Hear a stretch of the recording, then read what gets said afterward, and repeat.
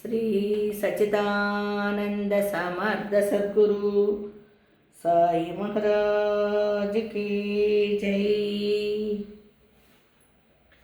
సాయి బిడ్డలరా, సాయినాథుల వారి ఆశీర్వాదాలతో మనము నిన్న ఉపోద్గతంగా కొంచెం చెప్పుకోవడం జరిగింది. అసలైన ఉపోద్గతము మొదటి రోజు పారాయణము, ఈ ఉపోద్గతములోని ముఖ్య విషయాల్ని మనం తెలుసుకుందాం. ఇది చాలా ఇంపార్టెంట్ అండి. ఇది నిజానికి 1, 2, 3 అధ్యాయాల వరకు కూడా ఈ యొక్క మొదటి రోజు పారాయణం మనకు ఉపయోగపడుతుంది అన్నమాట. అలాగే గురు పరంపరలో ఈ యొక్క చరిత్రని మనము ఏ విధంగా తెలుసుకోవాలి అనే దాని గురించి ఈ ఉపోద్గతం. మరి మొదటి రోజు పారాయణంగా వెళ్దాము. ముందుగా ఉపోద్గతము అంటే మనకి శ్రీ సాయి బాబా ఎవరు? శ్రీ సాయిబాబా సర్వాంతర్యామి. సాయిబాబా ఎవరండి? మనకు సర్వాంతర్యామి, మన సద్గురు సాయినాథుల వారు. నిజానికి మహారాష్ట్ర దేశంలో ఈ శ్రీ గురు చరిత్ర సుప్రసిద్ధము. ఆ దేశంలోని గురు చరిత్ర అంటే చాలా ప్రసిద్ధికెక్కింది. దత్తాత్రేయ భక్తులు అందరూ కూడా గురు చరిత్ర పారాయణం చేసేవారట. ఆ మహారాష్ట్ర దేశ వాళ్ళందరూ కూడా ఎక్కువగా పారాయణం చేసి నిత్య పారాయణ గ్రంథంగా పెట్టుకుని గురు చరిత్రని పారాయణం చేసేవారట. దీనికి సరస్వతి గంగాధరుడు అనే అతడు దీనిలోని శ్రీపాదవల్లభ స్వామి, శ్రీ నరసింహ సరస్వతి స్వామి లీలలు కూడా ఎక్కువగా చెప్పుకునేవారంట. విచిత్ర చర్యలు కూడా ఉండేటండి. వాళ్ళు చెప్పుకోవడంలో విచిత్రమైన చర్యలు కూడా వర్ణింపబడ్డాయి అందులో. వీరిద్దరూ కూడా దత్తాత్రేయుని అవతారమే. ఎవరు? శ్రీపాద వల్లభ స్వామి గారు కానీ శ్రీ నరసింహ సరస్వతి స్వామి వారు కూడా ఎక్కువగా దత్తావతారంలో వీరిద్దరూ కూడా ఉన్నారు అవతారంలో. దీనిని మరాఠీ గ్రంథంలోకి వచ్చింది. మరాఠీ వాళ్ళందరూ, మహారాష్ట్ర వాళ్ళందరూ కూడా మరాఠీని కూడా నేర్చుకోవాలంటే మరాఠీలోకి కూడా తీసుకొచ్చారండి ఈ గ్రంథాన్ని. మరాఠీలోకి తీసుకొచ్చి ఈ గ్రంథాన్ని మనకి చెప్తున్నారు. ఈ అవతారంలో ఏ రకంగా బాబా గారు, అప్పుడు ఫస్ట్ చెప్పుకున్నాం చూడండి మనం, శ్రీ సాయిబాబా ఎవరు అని. శ్రీ సాయిబాబా ఎవరు అంటే సర్వాంతర్యామి అని చెప్పుకున్నాం. అదేవిధంగా మనకి ఈ అవతారాలకి లోంచి వెళితే బాబా ఎవరు ఏమిటి అనేది అర్థమవుతుంది అన్నమాట. మనకి దత్తాత్రేయుని అవతారంగా మరాఠీ గ్రంథంలోంచి తీసుకుని రెండో అవతారంలో శ్రీ ఎల్ఆర్ పాంగర్కర్ అభిప్రాయం. ఆయన పేరేంటండి? శ్రీ ఎల్ఆర్ పాంగర్కర్ అంట ఆయన పేరు. ఆయన అభిప్రాయం ఏమంటాడంటే, ఆయన ఉద్దేశం ఏంటంటే, ఆయన రెండు అవతారాలు మనము చెప్పుకున్నాం కదా, శ్రీవల్లభ స్వామి, శ్రీ నరసింహ సరస్వతి స్వామి. మరి 14, 15 శతాబ్దాల్లో వెలిసిన వాళ్ళు ఆ తర్వాత, అంటే ఈ 2 అవతారాల తర్వాత వచ్చిన దత్తాత్రేయుని తదుపరి అవతారాలే కూడా మనం చెప్పుకుందాం. ఆ తదుపరి అవతారాలు ఎవరు అనుకున్నారు? ఇలాకాలో శ్రీ మాణిక్య ప్రభువును, ఇలాకా అంటండి అప్పుడు, ఇలాకాలో శ్రీ మాణిక్య ప్రభువును, షోలాపూర్ జిల్లాలోని శ్రీ అక్కల్కోట్ మహారాజు గారును. చూడండి, ముందేమో శ్రీపాదవల్లభ స్వామి, శ్రీ నరసింహ సరస్వతి స్వామి. ఆ తర్వాత వచ్చిన అదేనంటే 14, 15 శతాబ్దాల తర్వాత వచ్చిన వాళ్ళు ఎవరు అంటే ఈ మాణిక్య ప్రభువు గారు, మన అక్కలకోట మహారాజు గారు. మరి మన 5వ అవతారం వచ్చింది ఎవరండి? అహ్మద్ నగర్ జిల్లాలోని షిరిడీలో ఉన్న మన సాయిబాబా గారు. 5వ అవతారమే మన షిరిడి సాయినాథుల వారు, మన సద్గురు సాయినాథుల వారు. ఈయన కూడా ఏమైంది, 1918లో మహాసమాధి చెందారు మన బాబా గారు. వీరందరూ కూడా మహాసమాధి చెందుతూ గురు పరంపర నుంచి మనకి ఈ అవతారాలన్నీ వస్తున్నాయండి. ఈ అవతార పరంపరే 5వ అవతారమే మన సద్గురు సాయినాథుల వారు. మనము ఇక్కడ దత్తాత్రేయ అవతారంగా దత్తప్రభువుగా మనము పూజిస్తున్నామంటే మెయిన్ మనం ఇది తెలుసుకోవాలి, మూలం తెలుసుకోవాలి కదా. ఈ మూలం ఇంత ఉందండి. ఇది తెలుసుకుంటే ఆయన సద్గురు సాయినాథుల వారు పరబ్రహ్మస్వరూపుడు, సాక్షాత్తు దత్తప్రభువే.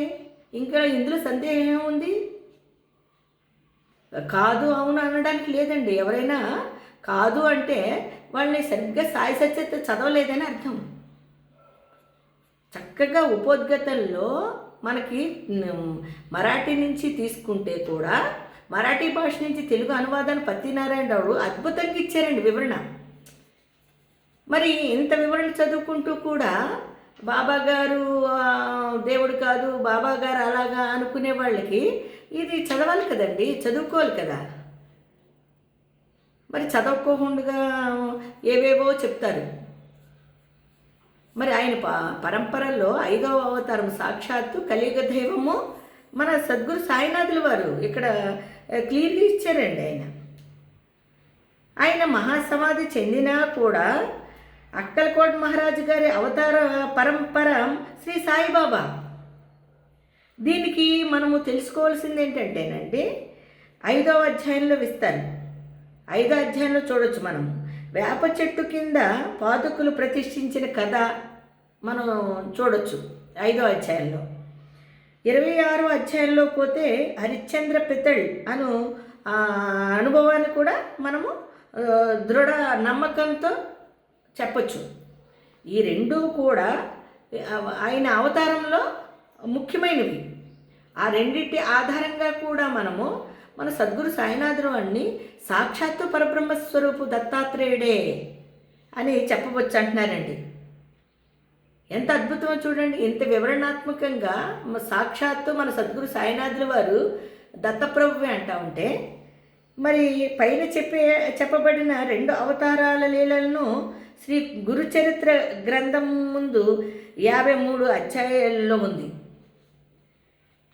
పైన మనం చెప్పుకుని వచ్చాం చూడండి. ఇప్పుడు 5వ అవతారంగా బాబాగారు వచ్చారు అంటే పైన చెప్పబడిన అవతారాల లీలల్లో కూడా గురుచరిత్ర 53 అధ్యాయాలు చేశారు.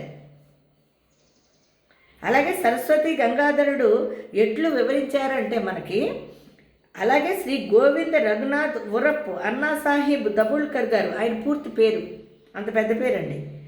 ఆయన పేరు సింపుల్గా హేమడ్ పంత్ అని అనుకుంటున్నాం మనం ఇప్పుడు. ఆయన కూడా శ్రీ సాయి లీలలను కూడా 53 అధ్యాయాల్లోనే కుదించారండి. 53 అధ్యాయాలకి చేశారు ఆయన కూడా, హేమండ్ పంత్ దాబోల్కర్ గారు కూడా. మరి అప్పుడు గురు చరిత్ర కూడా 53 అధ్యాయాలుగానే గంగాధర్ గారు చెప్పారు మనకి.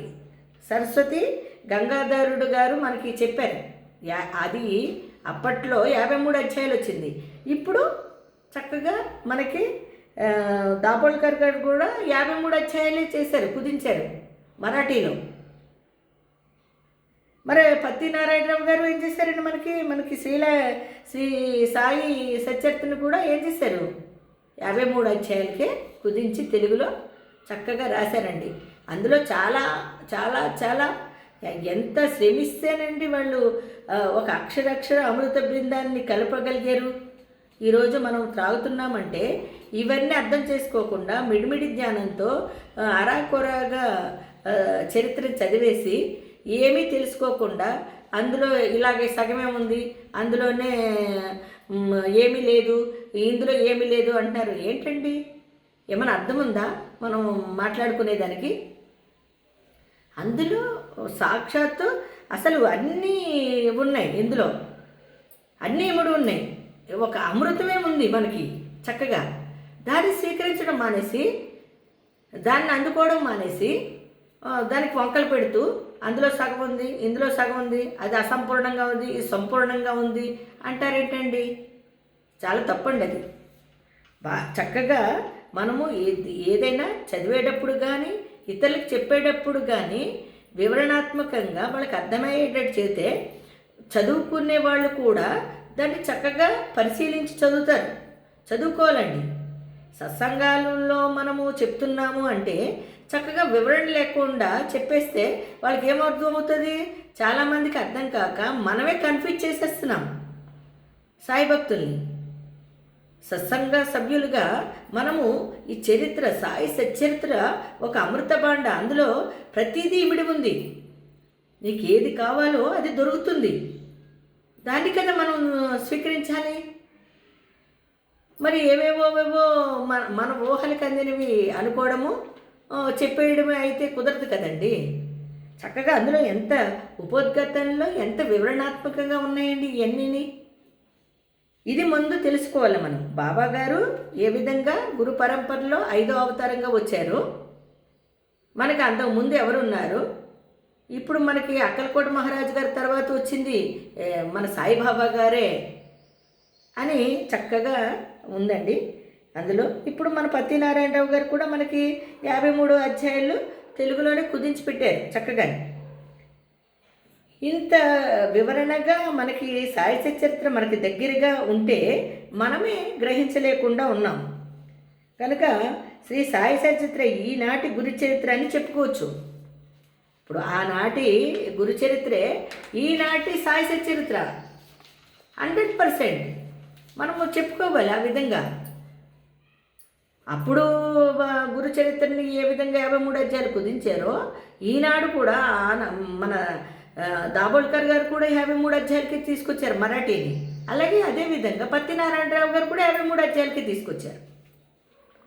మరి మనం పైన తెలుసుకున్నాం కొన్ని అంశాలని, వాటిని బట్టి మనము గమనించుకుంటే శ్రీ గురుచరిత్ర రాసిన వారు కన్నడ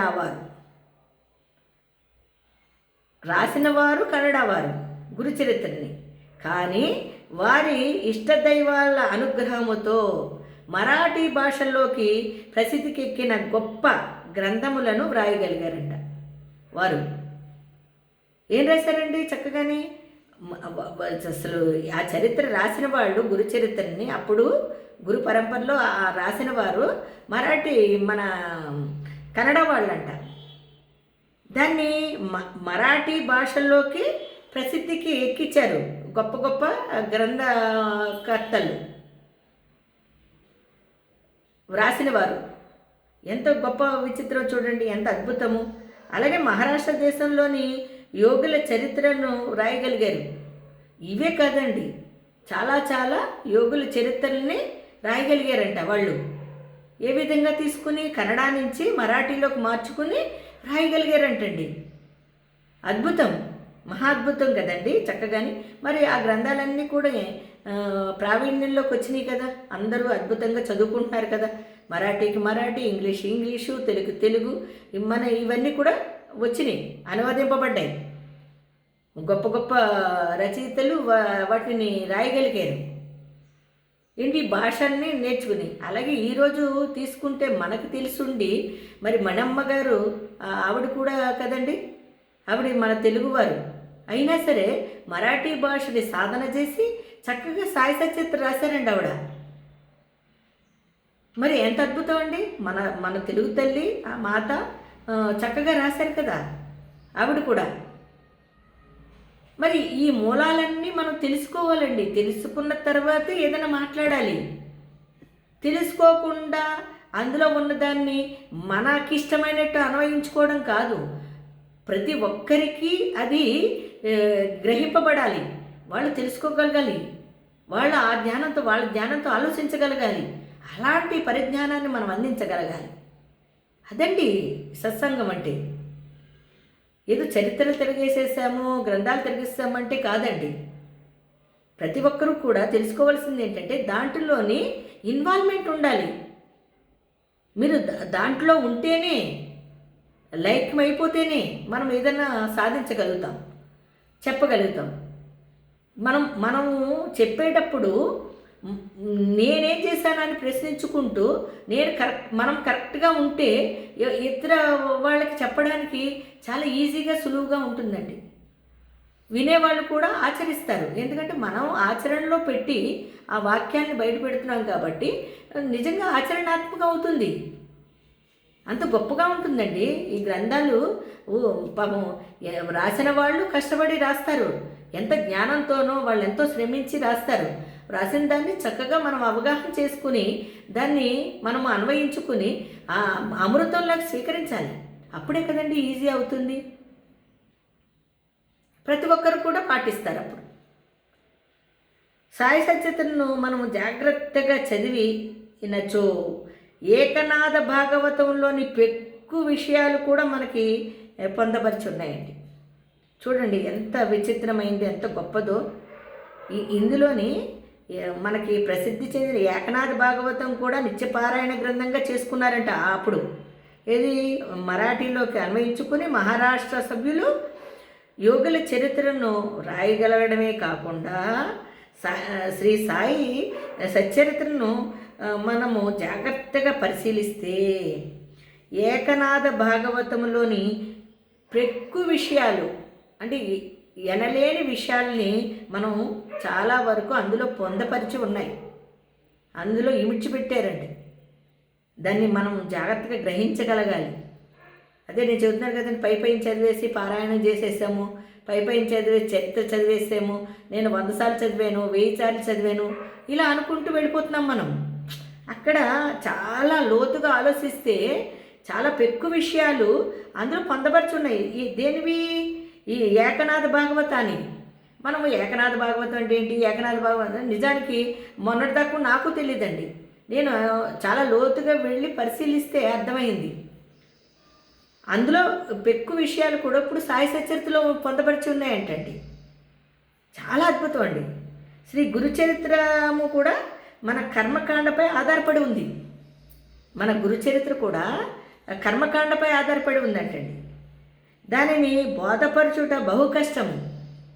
మనము బోధపరచుకోవడము చాలా కష్టం, కానీ ఆచరణలో పెట్టుట మరింత కష్టం. మనకి ఎక్కించుకోవడం ఎంత కష్టమో మనం ఆచరణ చేయడం కూడా అంత కష్టం అంటండి. చూసారా, నిజమే ఇప్పుడు జరుగుతుంది అది ట్రెండ్.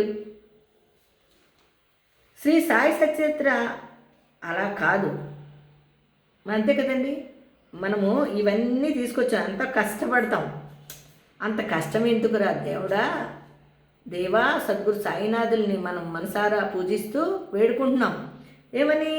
ఓ దత్తాత్రేయ, సద్గురు సాయినాథుల వారు, మీకు అంత అవసరం లేదయ్యా బాబు, శ్రీ సాయి సచరిత్ర మనకు చాలా ఈజీ,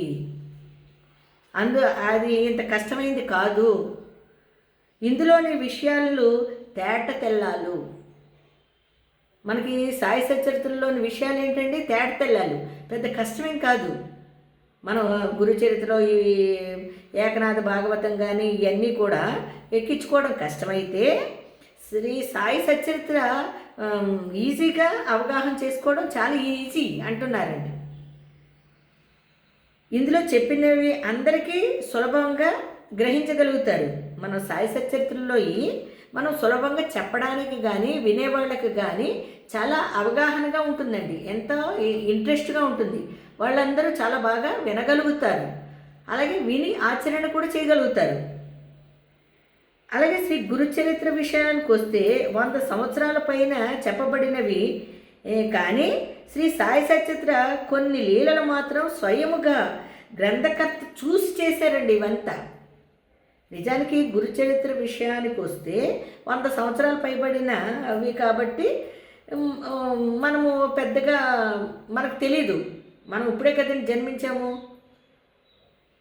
మరి ఆ విషయాలు అర్థం కాకపోయినా శ్రీ సాయి సచరిత్ర విషయాలైతే ఈజీగా అర్థమవుతాయి మనకి. ఎందుకు అర్థమవుతున్నాయి? స్వయముగా ఈ గ్రంథము రాసిన వ్యక్తులు స్వయముగా ఆయన అనుభవాలను, అంటే ఆయన చర్యల్ని చూసి కళ్ళారా రాశారండి. అందుకనే కదా మనం ఈరోజు చక్కగా బాబా గారు మన పక్కనే ఉన్నట్టుగా భావిస్తూ ఎంత అద్భుతంగా మనం ఆయన లీలలను కానీ, ఆయన దర్శనం కానీ, ఆయన అనుభవాలను కానీ మనం పొందగలుగుతున్నామంటే ఎందుకు పొందుతున్నామండి? స్వయంగా ఆయన్ని ఆయన నిజ చర్యల్ని చూసి తరించి రాశారండి. తరించి రాశారు కాబట్టి మనం ఈరోజు ఆ సాయి సచరిత్ర అవగాహన చేసుకోవడము కానీ వినడంలో కానీ మీరు శ్రద్ధ చూపిస్తే ఎంతో ఈజీగా ఆయన యొక్క లీలల్ని మనము బాగా పొందగలుగుతామండి. పొందుతున్నాం ఇప్పుడు. అయినా సరే చాలామంది ఏవేవో సరైన జ్ఞానం లేకుండా ఉండడం జరుగుతూ ఉంది. మనం ఆ జ్ఞానం గురించి ఒకటో అధ్యాయంలో చెప్పుకుందాము. మరి ఆ గ్రంథకర్తలు చూశారు కాబట్టి శ్రీ యొక్క అనుమతిని పొంది, బాబాగారి యొక్క అనుమతిని పొంది, వారి ఆశీర్వాదాలతో, వారిచ్చిన జ్ఞానంతో అక్కడక్కడ ముఖ్యమైన విషయములు, లీలలు శ్రీ సాయి లీల మాసపత్రికలో శ్రీ సాయి సచ్చరిత్రను కొంచెముగా ప్రకటించారు. అంటే అప్పుడు చరిత్ర పూర్తిగా రాయలేని టైములో ఈరోజు మనకి చరిత్ర మన చేతికి వచ్చిందండి ఒక పుస్తక రూపంలో. కాబట్టి మనము మొత్తం అంతా చదువుకోగలుగుతున్నాం. కానీ అప్పట్లోనే 100 సంవత్సరాల క్రితం ముందు కూడా మాసపత్రికలు వచ్చినాయి అంటండి. శ్రీ సాయి విషయాల గురించి, ఆయన లీలల గురించి ఒక మాసపత్రికలో శ్రీ సాయి సచ్చరిత్రను కొంచెంగా ప్రకటించేవారంటండి. ఇదే విధంగా 1923 నుండి 1929 వరకు కూడా శ్రీ సాయి లీలల్లో ధారావాహిక ప్రచురించబడిందంట. అంటే శ్రీ సాయి లీల ధారావాహిక ప్రచురించబడింది. 1930లో పూర్తిగా గ్రంథంగా రూపుదిద్దుకుంది. ఇది మనకి ఎప్పుడు రూపుదిద్దుకుందండి? 1930లో. మరి ఆ గ్రంథం చేతికొచ్చేసింది మనకి. ఎంత ఈజీ చూడండి. అప్పుడు రూపుదిద్దుకుంది కాబట్టి అప్పటి నుండి శ్రీ సాయి సచరిత్ర మన గ్రంథమును అధికారమైనది మన చేతికి వచ్చేసింది, మనకి ఈజీ అయిపోయింది. అప్పటి నుంచి మనం ఏం చేస్తున్నామండి? అమృతాన్ని స్వీకరిస్తున్నాము. బాబా గారు శరీరకముగా ఉన్నప్పుడు దర్శించుకున్న భక్తులకు ఈ గ్రంథము నిజముగా ఒక వరము. అంతే కదండి. ఆ రోజు బాబా గారు శారీరకంగా ఉన్నప్పుడు ఏ విధంగా అయితే వీళ్ళు ఆనందించారో అదేవిధంగా ఈరోజు మన చేతికి వచ్చిన తర్వాత మనం ఈరోజు అమృతాన్ని స్వీకరిస్తున్నాం, బాబాగారి ఆశీర్వాదాలను పొందుతున్నాం. అదేవిధంగా ఆ రోజు బాబాగారు శారీరకంగా ఉన్నప్పుడు కూడా దర్శించుకున్న భక్తులు కూడా ఈ గ్రంథమును నిజముగా ఒక వరంగా స్వీకరించడం జరిగిందండి. ఈరోజు మనకి అది వరమేనండి. ప్రతి ఒక్కరూ గ్రహించి మరి ఇంకా దీని యొక్క భావార్థము రేపు కూడా మనం ప్రస్తావించుకుని రేపు కలుద్దామండి. సాయిరామ్.